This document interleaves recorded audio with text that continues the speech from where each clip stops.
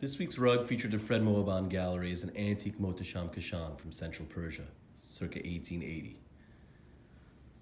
Montasham was the most renowned and important workshop in Central Persia during the time.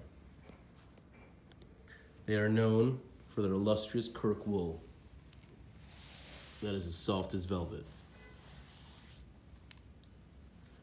This piece depicts an elaborate medallion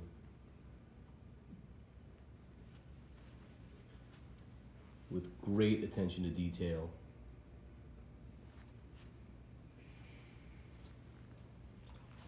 It has a wonderful patina.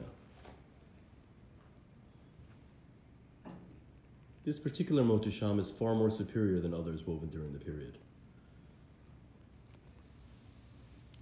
If you look at the quality of the weave, it is extremely fine, and the rug has the handle of a silk.